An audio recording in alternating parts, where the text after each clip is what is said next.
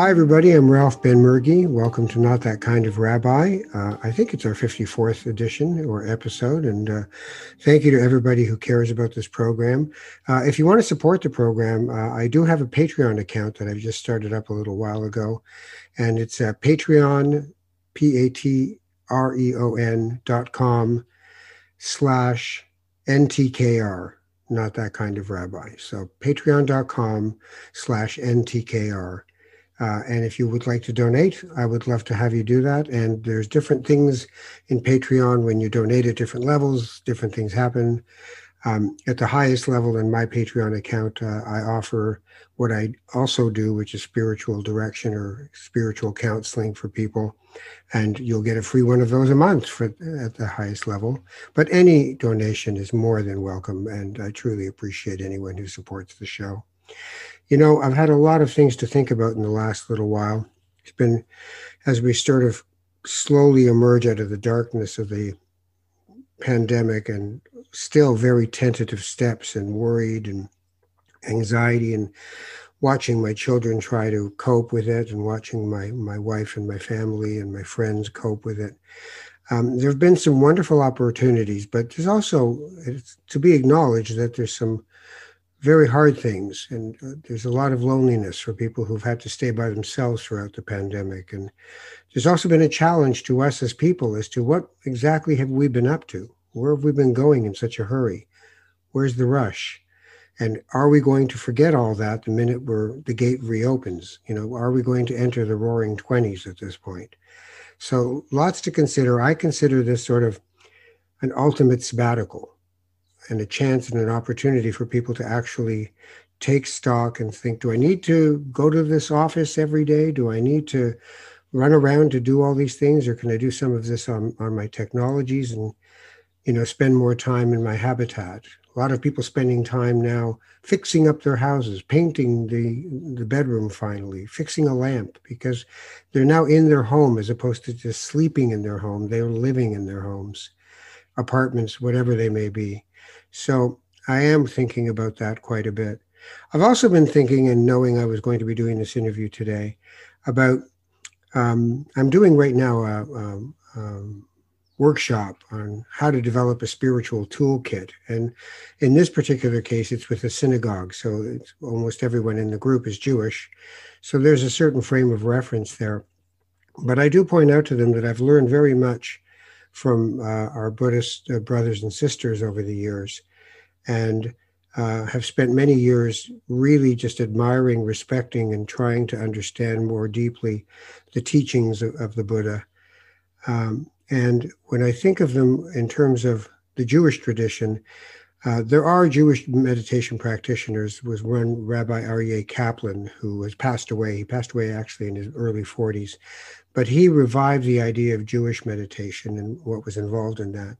But the other parts of the Buddhist tradition that I find interesting is that, for instance, in the American Buddhist movement, per capita, the largest exile religious group, as it were, are Jews. They're Jubus. And when you think of Salzburg and Cornfield, and my goodness, I hear a truck outside, and Goldstein, all the different people who've been involved. And, you know, at one point I really examined, why is this? And it's because there was an undeniable and non-intellectual reality to even the simple act of meditation, the presence, the absolute presence that is required of the meditative sit, as it were. You know, I always say to people when they're doing guided meditations with me, if you manage to get within your 15 to 20 minutes that you're meditating, 42 seconds of actual presence, it's a home run. Consider yourself very lucky. Don't keep pounding on yourself that you just can't stop wandering. But the other parts of Buddhism that I always appreciated were the idea of living a skillful life, that an unskilled life, an unconscious, a reactive life leads to so much unhappiness. And the other piece of the unhappiness in this tradition, from what I could glean, was the clinging and the grasping. We cling to ideas of who we are and what is life and how it's supposed to go.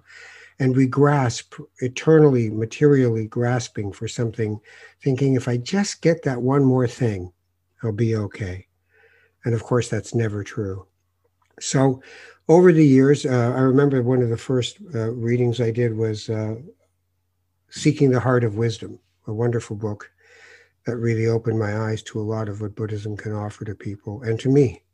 So I consider it a gift. Today, I'm going to be speaking to somebody who has been a teacher and a student, obviously, of his own Buddhist practice, a practitioner, a journey that's so interesting to me through life that included prison as an inmate and prison as a sanctuary and prison as a place of healing that he can bring to other people.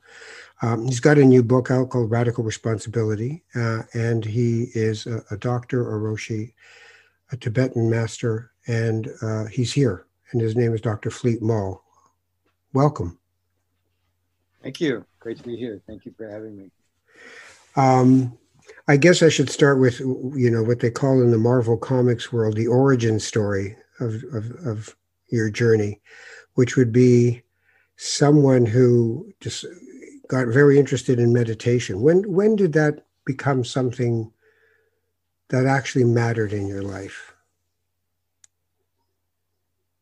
Yeah, it's hard to say. I was always a spiritual seeker. I think actually I remember my early childhood years as being very magical.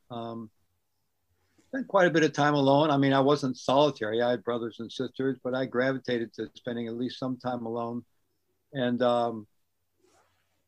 anyway, the world seemed pretty magical in my early childhood, and probably around the time of beginning school, things kind of shifted to just gray tones and the magic went away. I didn't feel plugged into this really vibrant real world anymore. And that was very difficult to deal with. And I think it had to do with family issues and problems as well. But at any rate, I was always wanting that back. I never made peace with that. And so that took me down a lot of twisted roads, into drug and alcohol experimentation and sexual promiscuity and so forth. And then it headlong into the whole counterculture. But I'd always been a seeker all along.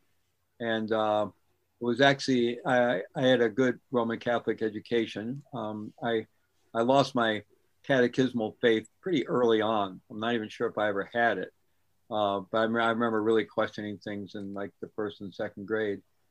And, but I still went to parochial education and then 4 years at a Jesuit prep school. So I had a pretty thorough education, and the Jesuits are good educators. And it was in a comparative religion class my sophomore year, where we read some texts from different religious traditions. And when I read Buddhist scriptures, it was the first thing that ever made sense to me. And then that summer, I read the book Zen and the Art of Archery by Herogel, a German who had traveled to Japan and studied with a Kyudo Japanese archery master, Zen archery master. And reading that book, which was basically seeing how he kind of was deconstructing his limited self or ego in the process of that apprentice relationship with his master. Reading that, I realized I was a Buddhist, and I began trying to practice on my own. It was actually probably, even though I kind of had lots of inner experiences and contemplative experiences and kind of probably was kind of a natural contemplative, I actually started formally trying to practice meditation living way up in the Andes Mountains in Peru, probably around the age of 22 or 23, just trying to learn it out of books. My first meditation manual was a book called The Secret of the Golden Flower, a little Taoist meditation manual with the foreword written by Carl Jung. So the catechisms and Catholic teachings, I'm always fascinated. Is it a failure of pedagogy, or is it just only for some and not for others? That in Judeo-Christian circles, there is this sort of, there's the old joke in Jewish religion of, Rabbi, there's mice in the synagogue. There's mice in the synagogue. And the rabbi says, don't worry about it. What do you mean don't worry about it? It's going to eat the parchment. It's going to eat the Torah. You can't do this. And he said, okay, you're that worried? Go put little kippas on their heads, give them a bar mitzvah, and you'll never see them again. So I sometimes wonder, is it being taught wrong, that kind of Judeo-Christian Yeah. stuff, so that it's a miracle story, and by adolescence you reject it? Well, it's hard to say. This was pre-Vatican II. I grew up. This Mm. was in the 1950s, right? When I was in parochial school, and um, so pre-Vatican II Catholic theology was pretty harsh, and the catechismal teachings were pretty, you know, um, not very sophisticated in a certain way, at least the way they're presented to children. And with Vatican II, which was a major reform within the Catholic Church, the theology improved greatly. And in fact, it was at that conclave that Pope John Paul, that Second, second, I think, yes. um, actually approved a number of Catholic monastics to begin exploring Buddhist traditions and Buddhist meditation. Mm. And so, anyway, things opened up quite a bit. At the same time, they kind of let go of some of the more mystical qualities of that tradition. The Mass became almost more Protestant-like, and the officiant, the priest, instead of facing the altar with his back to the congregation and kind of leading the congregation in this devotional, turned and faced the congregation. And then, back in the 60s, they were having guitar masses and, things like this. So, and the one part I liked about, especially the one part I deeply appreciated about the Roman Catholic tradition when I was growing up, was the more mystical side of it. I loved the high masses being chanted in Latin with the call and response in Latin. I loved, midnight mass. And so I like that more mystical quality than some of the beautiful old vaulted, ceiling cathedrals and so forth type churches.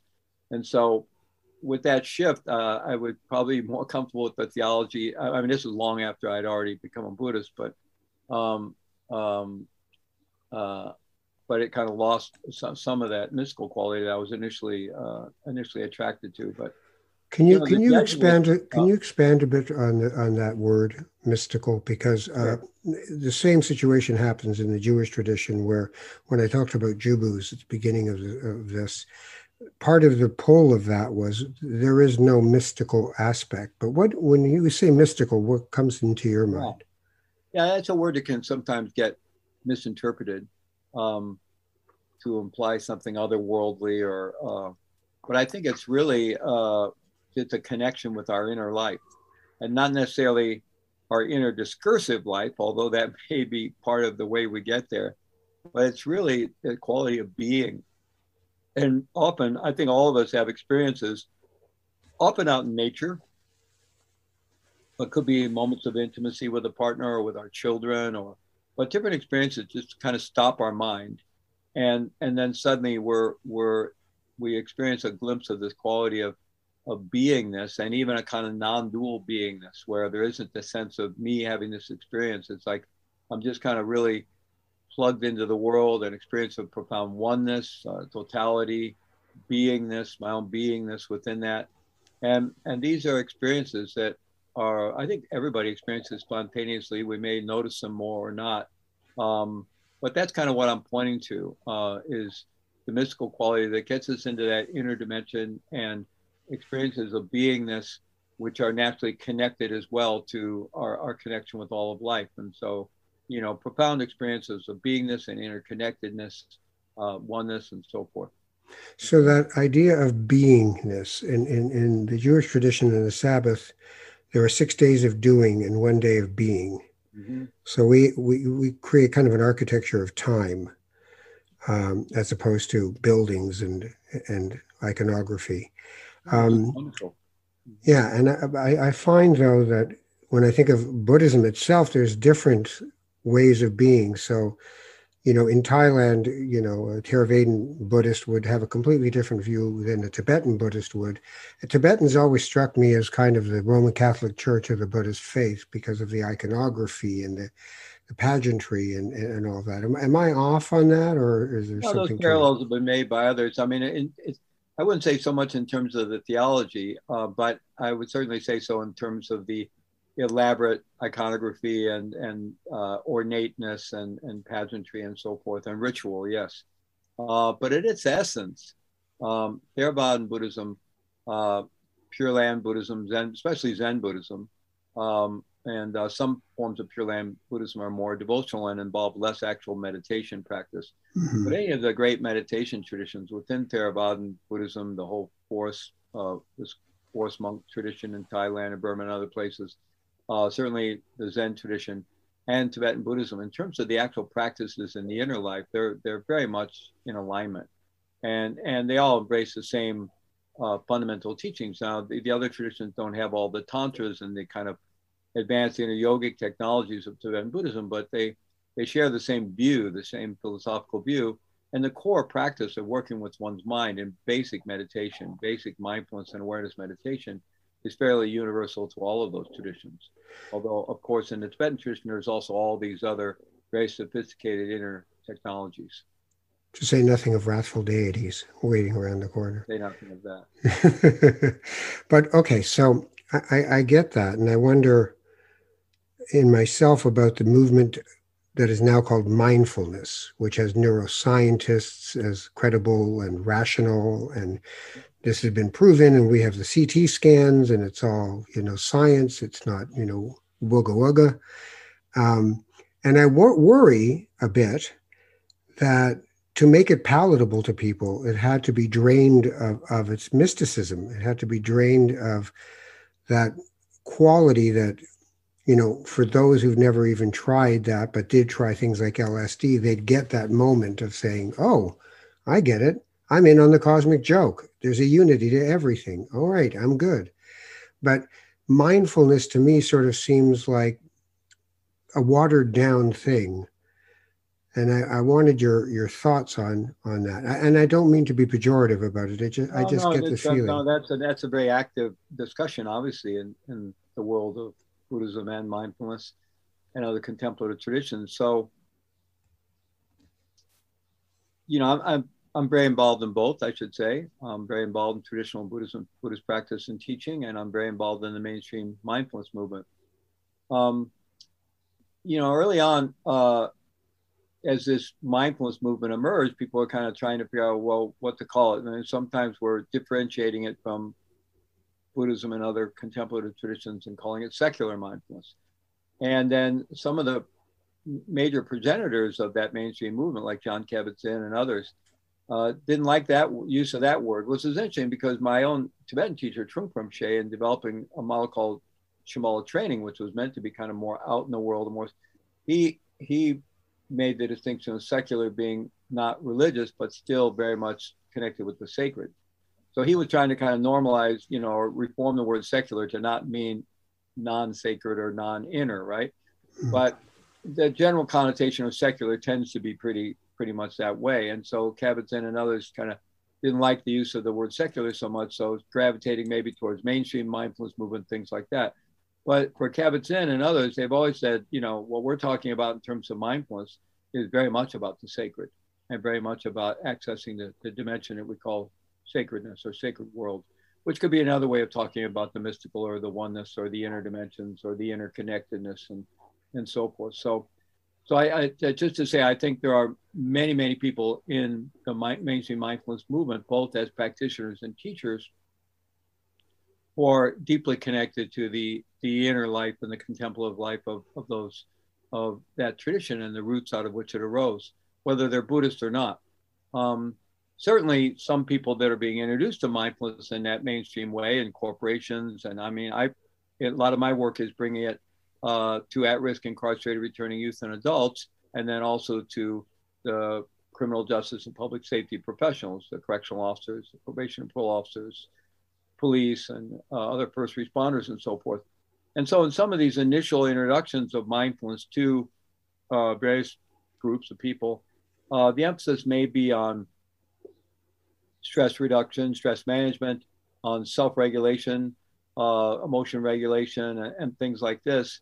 But it's always, there's almost, as I'm aware of within the mainstream mindfulness tradition, there's always an emphasis on self-compassion. And so already there, you're starting to move kind of into someone's inner world a little bit and trying to create not only the value, but the experience of self-compassion.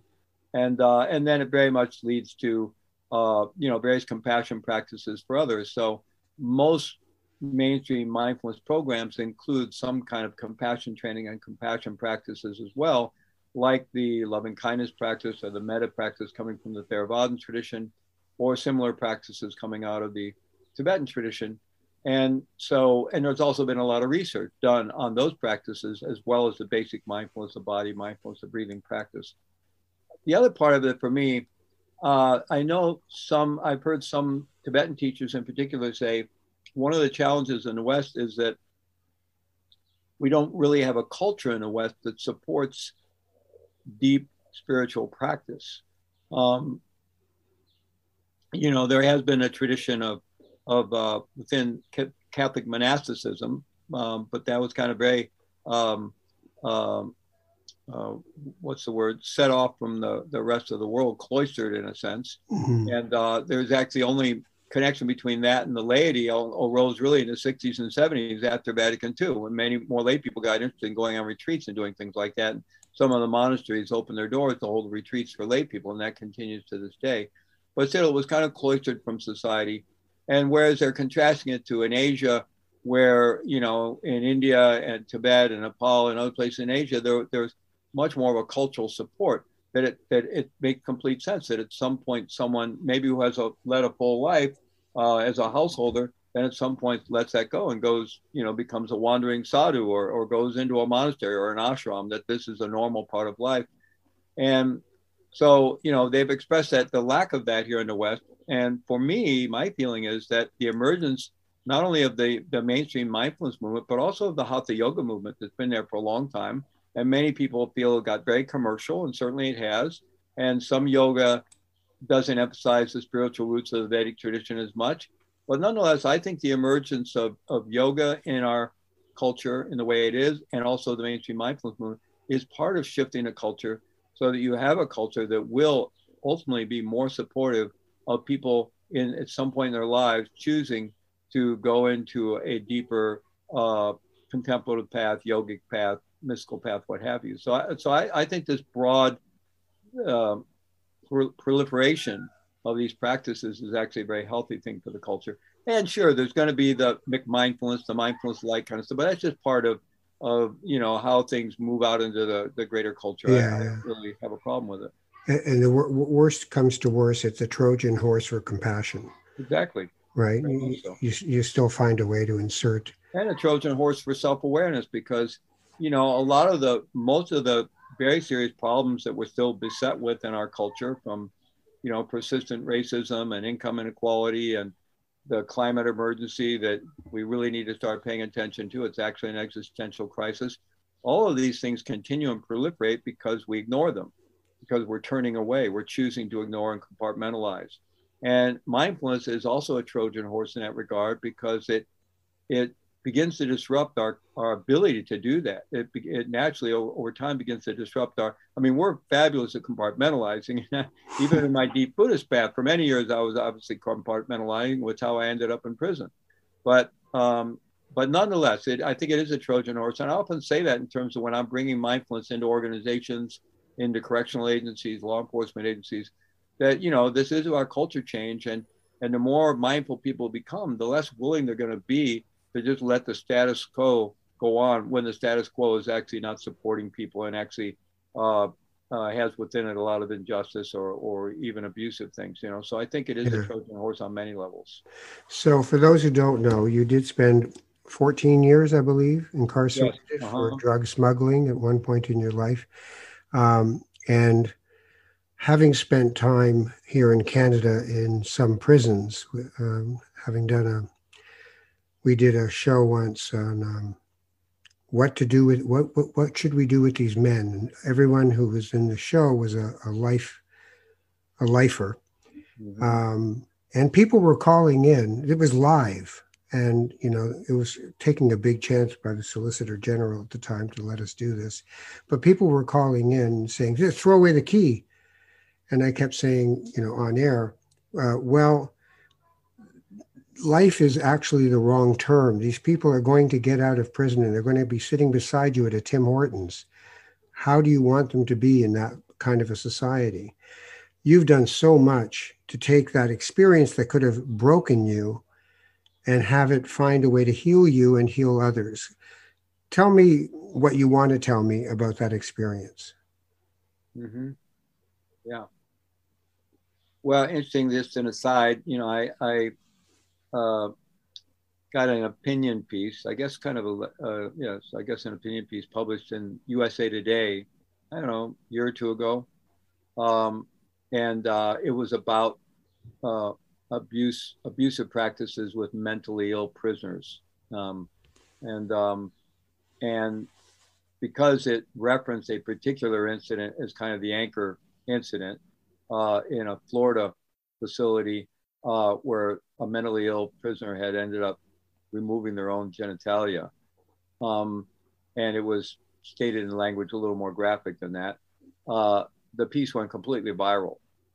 It's really the only thing I ever had that went completely viral, and even went viral by USA Today terms. It was quite amazing how viral it went, and it was actually a really good piece about pointing to that using isolation with any prisoners leads to mental instability and mental illness over time, but putting already mentally ill prisoners in isolation is really criminally negligent and often leads to suicide and all kinds of other issues.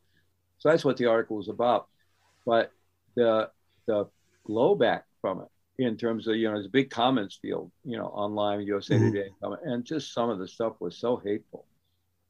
Just some of the comments were so hateful. So it's, the media has done a good job of demonizing the people in our criminal justice systems over many years. So people do often express a lot of anger.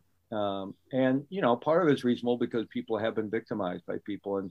But at any rate, there's, you know, um, anyone who really gets involved in the field and starts interacting with people, they realize that there, but for the grace of the God of my choosing, go I, right? That they're all human beings, and it could easily have been any of us that end up in that situation. It's so interesting being in the environment. I remember we spent a week there before we did the program, and I was interviewing different inmates, and the humanization, and then you read what happened, what got them in there, how this man did what he did, and then you go back, and there was one who was a doctor and a lawyer. He was both, and he had a string of clinics, and they were all going down, and he had a psychotic break and stabbed his wife to death. And I remember him coming up to me while I was there and saying, I listened to you on the radio. I really like your work. If you want to interview me, you can. I'll let, you have permission to look at my file. And I'm sitting with this man and I'm thinking, this is a human being, right? There is a divine spark in everyone. And this man has that and I have that. So in listening to him, I had to open my heart. But then the next man I was interviewing had molested a child who had died in the molestation because he was trying to stop the child from yelling out and suffocated him. Didn't mean to in this case, but who cares, is the way people saw it, and you probably should in this point.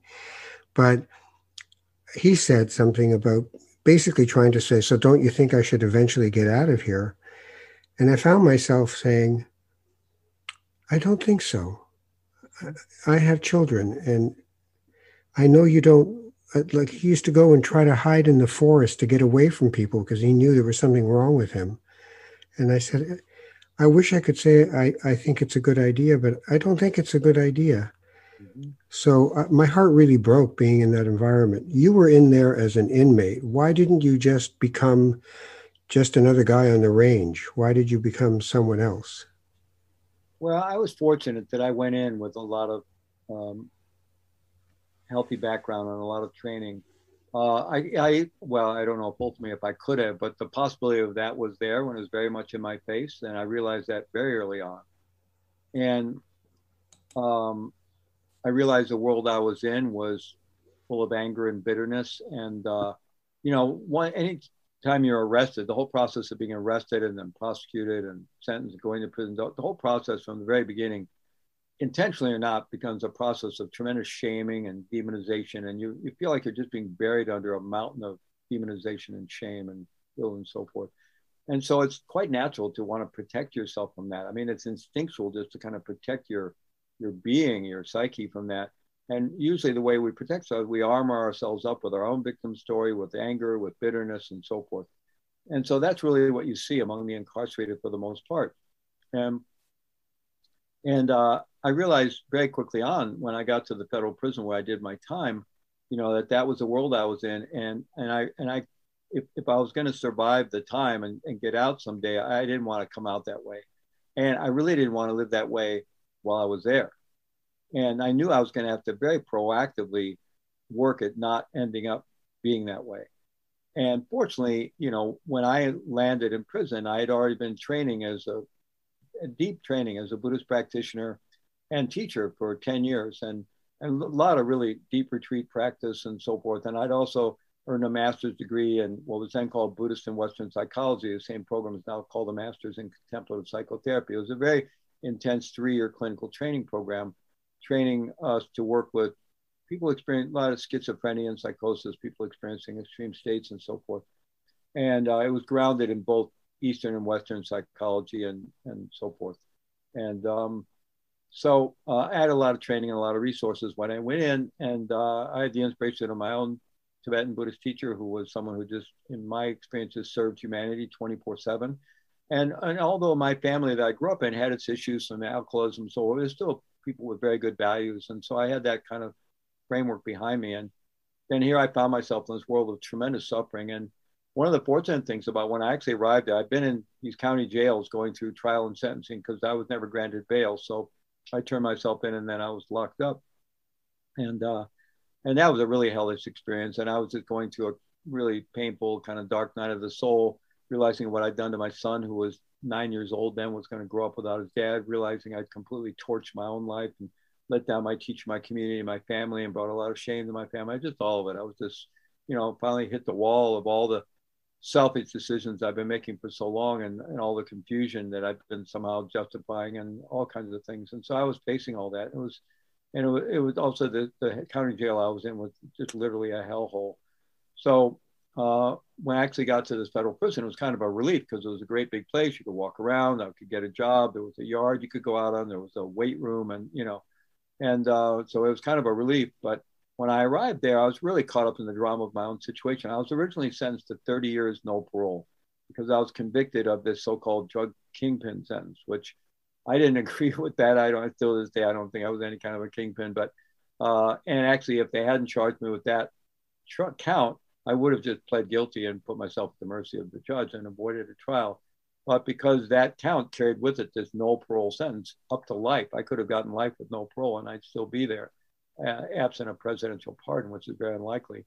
So at any rate, I arrived there with that. And, the paper the next day after my sentencing said I'd be 65 before I had any chance of release. And so I was pretty caught up in the drama of my own situation, as you might imagine. But when I arrived in this federal prison hospital, this is the maximum security federal prison hospital in the U.S. federal system in Springfield, Missouri. And I get there and I'm walking in the halls and I'm seeing blind men being, helped down the hall. I'm seeing emaciated, patients being wheeled around in wheelchairs, or suffering with cancer and AIDS and other illnesses. I'm seeing, paraplegics and quadriplegics. I'm seeing men coming out of the psych ward because this was both a psychiatric and a medical facility. They had about 600 medical patients, about 400 psychiatric patients, and then they had about 300 what they call work cadre prisoners or general population prisoners there just to help run the place. And I was in that group. But you'd see men coming out who were able to get out of the psych ward and go to the education department or go other places or to the yard. You'd see them, coming down the hall doing the Thorazine two-step, or the Helidol two-step, over medicated with psychoactive drugs. And so it was almost like a Fellini movie when I first got there. And that just immediately shook me out of the preoccupation with the drama of my own situation. And I just realized, okay, I'm here. This is my community and I got to show up and figure out how to show up and serve. And that just became immediate, right? And it was very much the influence of my own teacher, who was just kind of like there on my shoulder all the time. And so that's what I set about doing. I got a job. Somebody told me right away when I got there, you need to go get yourself a job somewhere or they're going to just put you to work in food service in the kitchen. And, he asked me a couple of ways. So well, you should go ask for a job in the education department because you got an education. So I went there and I had a master's degree. So they gave me a job. So I was a school teacher for 14 years.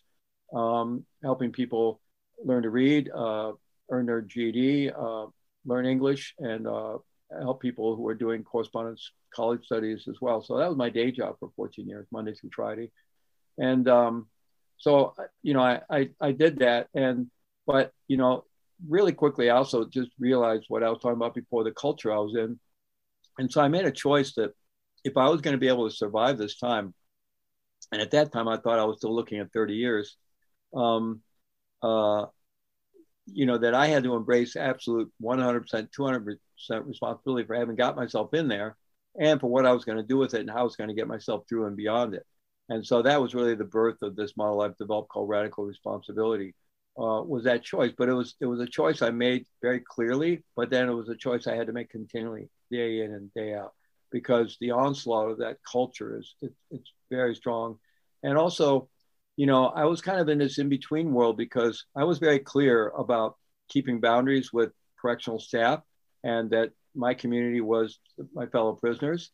I never embraced the convict mentality. And, I didn't want to embrace the convict mentality, and the so-called convict code and all of it, which is pretty brutal. And, it's understandable. It's a very polarized environment there where, the inmates all, or the prisoners all perceive all the prison staff as the police, and all the correctional staff tend to perceive the prisoners as thugs and less than. And so in that very charged environment, it's understandable how the convict code arrived. But I didn't want to embrace that mentality, but I knew that was my community. And so, if you want to get along in prison, just stand around with other prisoners and just say MF this and MF that and MF that and every other word, or you're hard to get a sentence out without 3 MFs in it, right? And if you talk like that, you badmouth everything, badmouth the institution, and then they'll think, okay, you're one of us. Well, I didn't do that. And I also I kept my distance from the staff, but I did engage with my fellow prisoners in lots of ways. I was teaching school. I got very involved in the 12-step recovery, was a leader in that for 14 years. I was then doing the hospice circuit that we started. I played sports and I lifted weights. So I was very engaged, but I just wasn't like being completely one of them. So, people didn't quite know how to regard me, and I was in this kind of in-between world, but I had to really proactively make that choice every day to live from that place of ownership for my situation and what I was doing with it. And that was really besides having all the resources I had in terms of my contemplative practices, that choice and making that choice every day was really the seed or really the fuel for my transformation. So I would imagine in the world you were in that there would be lots of Christian evangelical movement pieces. There would be a lot of that kind of talk, find the Lord. And I'm sure there was a chapel. How do you get in there? You show up and say, I'd like to meditate in here. What did they say? Go away, you're bugging me? That's a very interesting story, actually. And you're right. The prison chapels tend to be dominated by evangelical Christianity, and many of the prison chaplains tend to be evangelicals. So as soon as I could I had the first opportunity to get off my unit or something they had controlled movements in that prison. You could only move between 5 minutes before the hour and 5 minutes after the hour. They'd open the gates across, and then you could go from your unit to the rec area or to the yard or to the chapel or somewhere. But then they lock up again, right? So when I got the opportunity, I went down to the chapel, and it was a weekday. There wasn't anything going on in there. Chapel space was empty, but there's this big chapel space, and right across from it, and you kind of enter a door, and then you're in the whole chapel area, and there's the chapel space for services, and then there's the offices. And so I went into the office, and there was a woman chaplain there. She was a Methodist, and African-American woman Methodist minister. And I asked her, I said, do you have any kind of like meditation programs or yoga programs or anything like that? She said, no, we don't have anything like that. And I said, well, I'm actually trained as a meditation teacher, and I'd like to start a meditation group or a program. She goes, no, you can't. Inmates ain't start nothing around here. It has to be sponsored by and started by an outside church. And we have a long list of churches waiting to get in here, so you forget about it. So I had noticed that the chapel space was empty as I walked toward her office. And so I said, well, there's nobody in the chapel right now. Can I go in there and just sit and meditate? And she was kind of like, I could tell she was trying to come up with a reason to say no. And she couldn't come up with one. So she said, well, okay, but if anybody comes, you got to leave. So I just went in there and sat and did my meditation. And I just started coming down there on a regular basis whenever I could and doing that when the chapel was otherwise empty. And then I met a young man from Nepal, who from the Himalayan region, who grew up in he was Nepalese, but grew up in a Tibetan Buddhist family. And asked him if he'd be interested. And he hadn't really grown up with a lot of meditation, but his family had their own lama. You know, he grew up in that Buddhist culture. And then I met an older man, middle-aged man who was from Taiwan, Chinese from Taiwan, and he'd been working on ships, some kind of engineer working on ships, and got busted for smuggling or something. And he had a strong background in Tai Chi, Qigong, things like that. So I met him and invited him. So the two of them started coming down and sitting with me, and that was the beginnings of this group. And eventually it got formalized. That the chapel didn't really want it to happen, but it kind of happened by osmosis. And I got sponsorship from our outside Buddhist community that I was part of, and we started getting mail in that name. I gave it a name, the MCFP, which is Medical Center for Federal Prisoners, Dharma Study Group. And they start getting. And at one point, the chaplain pulled me in, and he goes, "How did this group get started?" I said, "I don't know, chaplain. Didn't you guys do that?" He goes, yeah. I don't know. Why are you asking me? But at any rate, we met. We were then meeting on Wednesday evenings for 2 hours, and then we managed to get a Saturday time for 3 hours. So after about a year, so then we had 2 sessions a week for those 14 years I ended up being there, and it was definitely a newcomers group. I mean, sometimes we had some guys that were involved in it for 2 or 3, 4 years at a time, but this was a very transitory prison. Most of the men in general population didn't want to stay there. They didn't like being around the hospital. There wasn't a whole lot going on if they were still into the game and into the drugs and, the criminal convict stuff. So the average stay in general population was probably a year to 18 months, and I was there for 14 years. So the group was, newcomers group. I was just, continually giving meditation instruction to new guys and, showing videos, and that I managed to get the chapel to purchase from outside and, different themes. And, but it was a powerful part of my life, which is I just went down there twice a week, put out the cushions to see who would show up. You just did. You didn't wait. You just did. Now, there's 2 things. One is, how did 30 become 14? And the other one is the Supreme Court at a certain point recognizes Buddhism as a religion, which in my sarcastic mind, I think big of them. But nonetheless, it recognizes it as valid. It's called Beto versus Cruz, I think. Yeah, and they end up saying, okay, Buddhism is legitimate in a prison setting. Right. But how do you do the 30 to 14? Because I want to talk about radical responsibility in a minute, but Well, first of all, I was sentenced under what they call the old law prior to 1987. And in 1984, the Congress passed the Sentencing Reform Act, but it didn't actually become law until they came up with the new sentencing guidelines. And so it became in effect in 1987. And that's where they got rid of parole altogether in the federal system.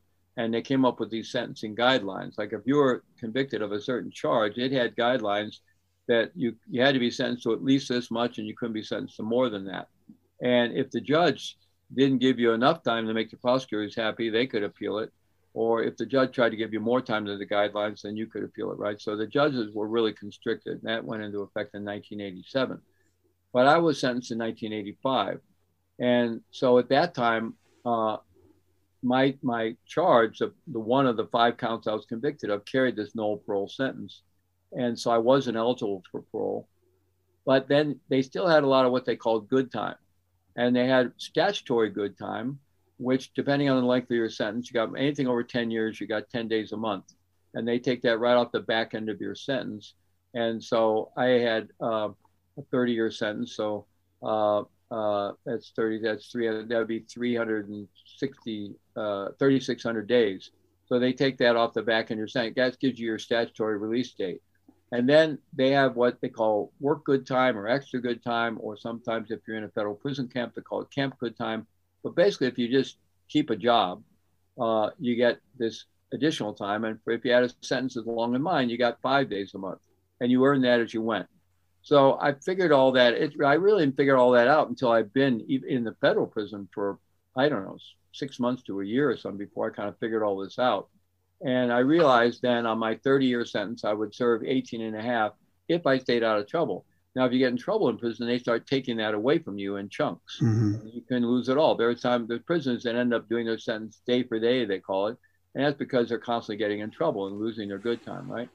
So, and so within the convict culture, sometimes even pride in it. I do my sentence day for day, you know. I'm no Don't let me sissy. out early.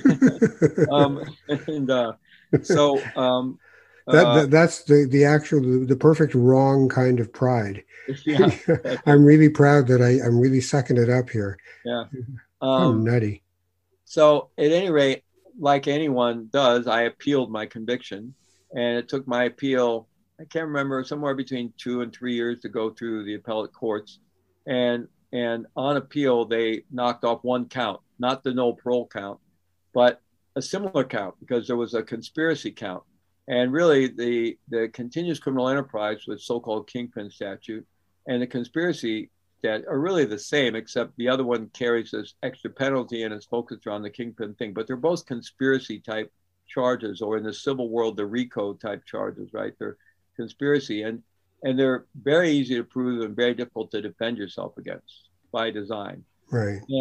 And so they're not supposed to charge you with both of them at the same time. That's well-established law because it confuses the jury.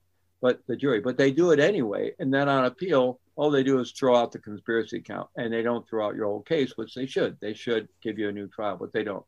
So anyway, I had an aggregate sentence built up from these five things. Fortunately, it wasn't stacked one on the other; it was aggregated.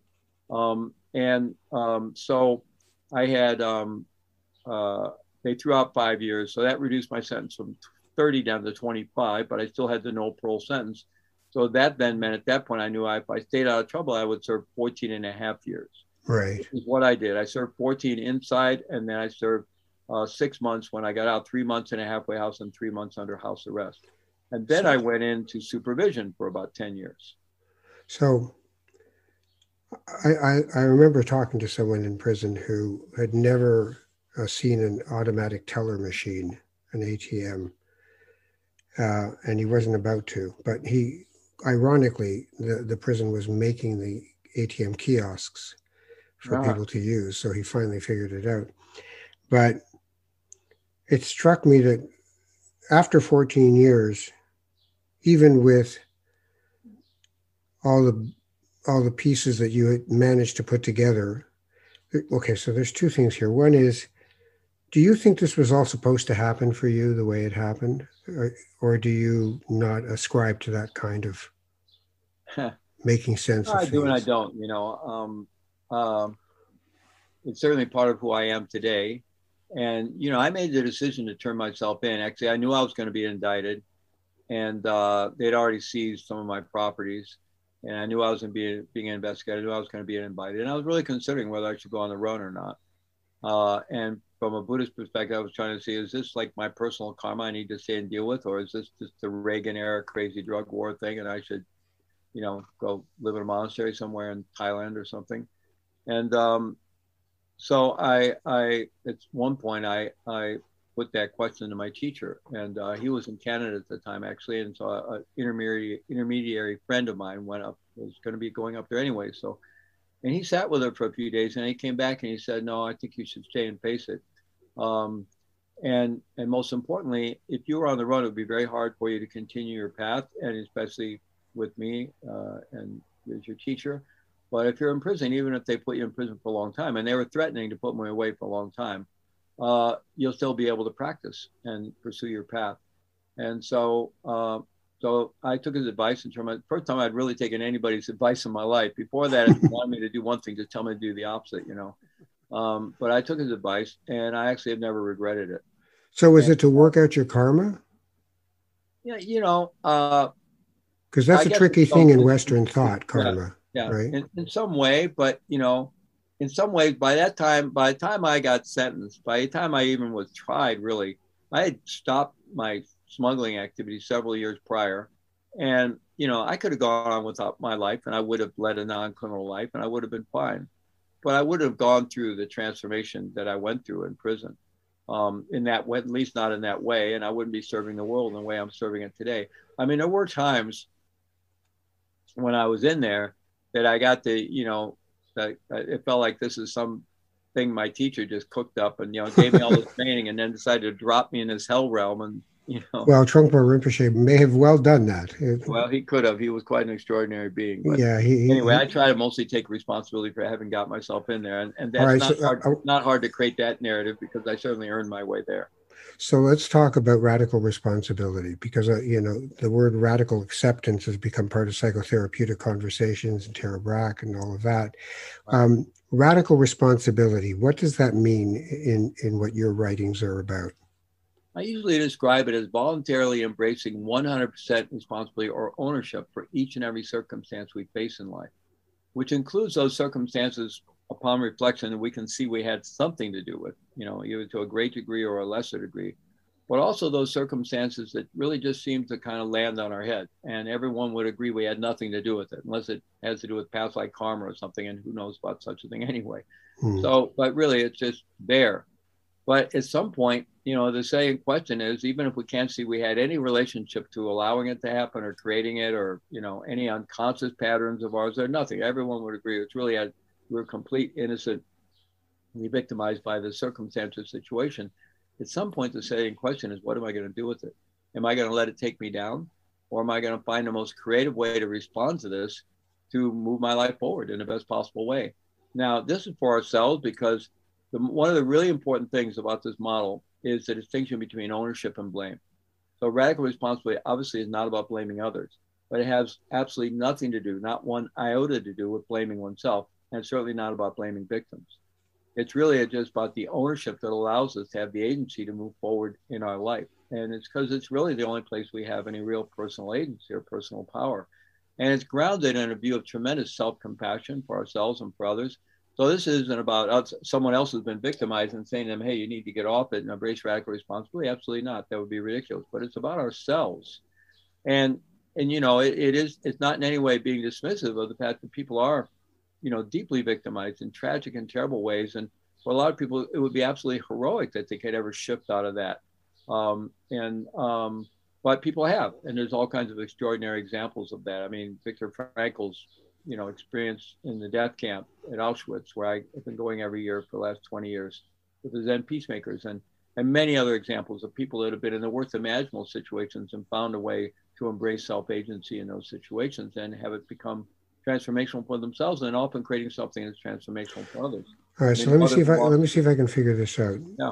Okay, so let's say it's a situation where I'm having trouble understanding my role and my responsibility in what has happened so-called to me. In that situation, are you saying ownership is not about trying to figure out where the blame is in the constellation of events? It was my fault, it was their fault, it's our fault. It's not about that, the responsibility piece. It's about the ability to say, it just is. And because it is, I have an obligation to have an intention to coming out of this, to do something with this. Is that what you're saying? That's it in part. I mean, in large part, that's it. I will say, though, that we do attempt to see our part in certain circumstances, but not for the purpose of blame, but just for the purpose of learning.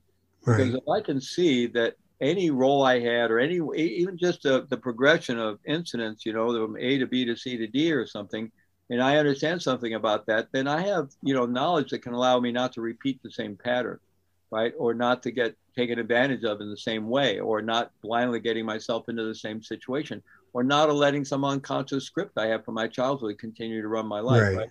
So it's solely for the purpose of learning, and that learning gives us greater freedom.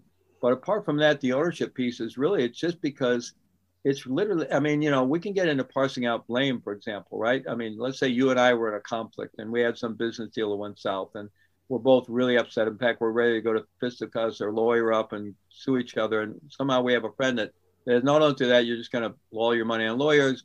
I know this mediator, right? And so we go to a mediator and they interview us, and the mediator said, I don't know what you're both a very compelling storytellers. So he said thing, but we have the videotape and I'm going to get this I'm going to put together a focus group, and they don't know either one of you, couldn't care who about either one of you. We're going to have them watch it and see what they say. So they come back and the mediator says, well, I have to say, they agree that it's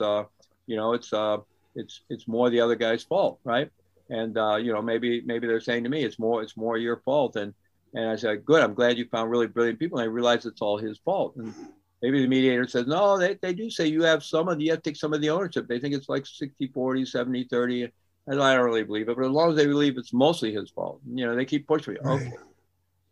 All right, I'll accept I have some part in it. I don't know if it arises to a level of 30 or 40%, but I'll embrace that I have some part of it. But as long as we realize it's mostly his fault and I feel vindicated, I feel good about that, right? Does that really make sense? Because if I'm unhappy by definition, right? I'm upset, I'm unhappy. And if I'm really convinced that it's 70%, 60%, 100%, whatever percent, even 30% your fault or the causation being you, how much of my power am I giving away to you? I get that. I also think to myself, this perhaps in spiritual terms, there is always the ego and the true self. And when you're speaking there, I'm thinking, okay, the ego of me wants to win this. I got to be right and they got to be wrong. Mm-hmm. But if I can access through contemplative practice and reflection my true self, then I move myself away from the duality of this conversation into not even, oh, well, I guess I see your point of view, but just to understand that I can only do things from my own place. I can't fix whatever it is that's moving you, but I can say, this is a situation that is making me unhappy, and I want to be able to do something that is proactive as opposed to reactive. Is that part of what you're talking about? Absolutely, because otherwise I'm putting you in charge of my internal state, and I don't Right. get to change until you change. And can I control you? No.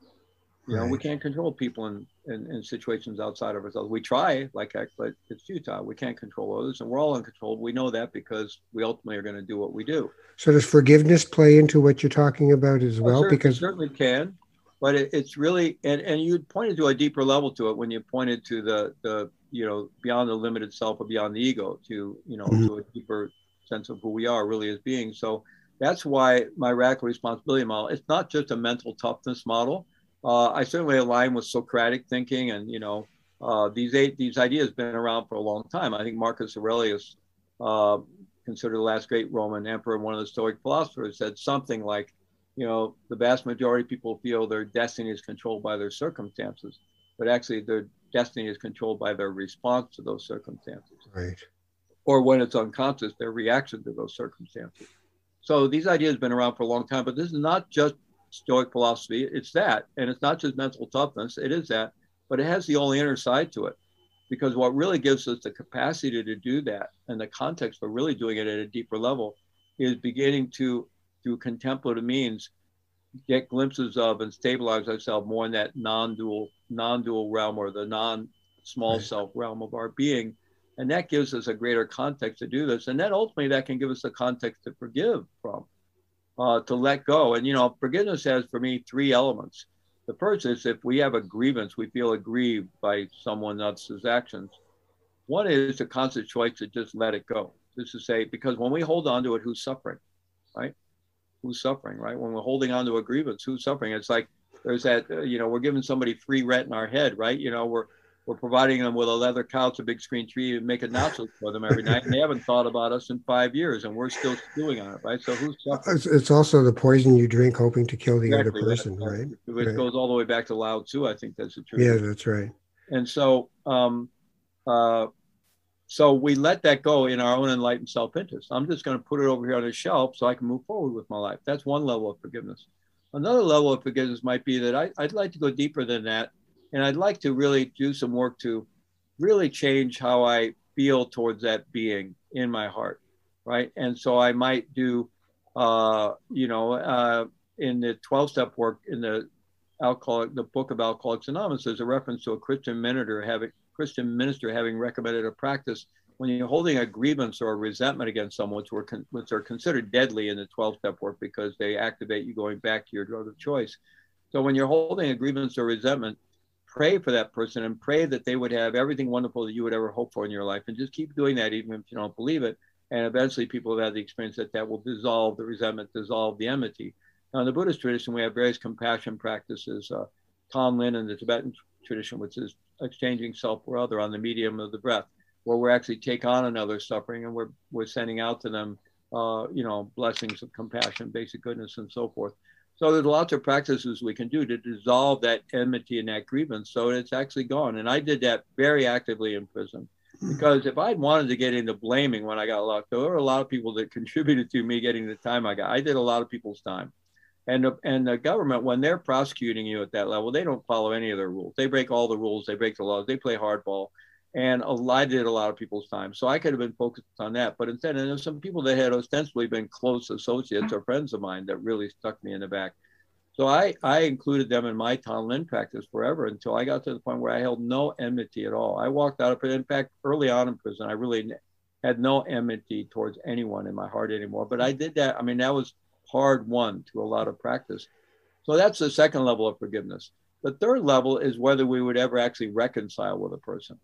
And it might not even be wise to do that, right? Right.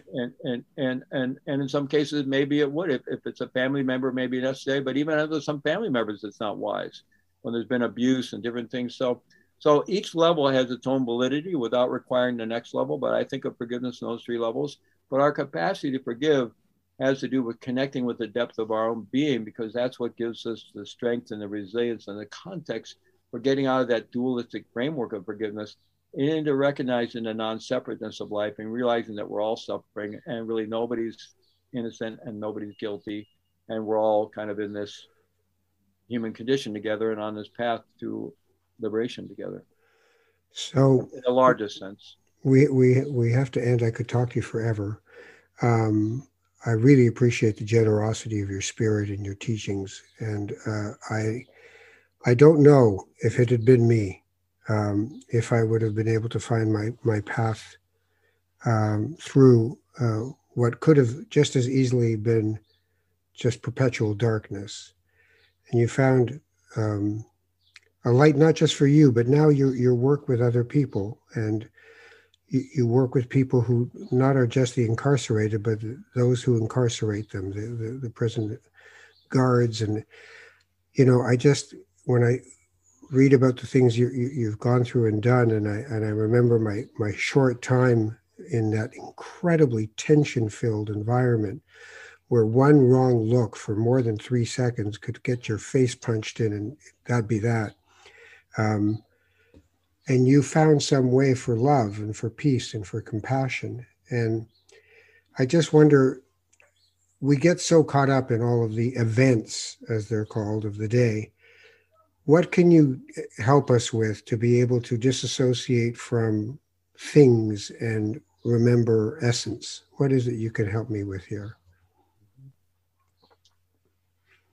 Well, I think the through line of all our great spiritual traditions and contemplative traditions is love, and that love heals all. And but it's also in the same way that Martin Luther King communicated that love without power is weak and power without love is brutality. That there is a strength needed as well, and I think that's part of the radical responsibility message is developing that strength. And radical responsibility is really, it begins with personal responsibility, but ultimately it's meant to be the complete synthesis of both personal and collective responsibility. And so, I'm so grateful. The reason I was able to do what you were describing at that time while I was incarcerated was because of these profound inner technologies, contemplative practices that I was blessed to receive, and my dedication to working with those, which were all simply ways into embodied presence, to being physically in our body, which reconnects us with the earth, and also then reconnects us with our heart, with our emotional body. And the deeper we go with that, the more it connects us with the greater world. And it's just a journey into it's establishing ourselves not as a separate ego, but more just a being with integrity and purpose and presence. And then from that place, connecting to the interconnectedness of life.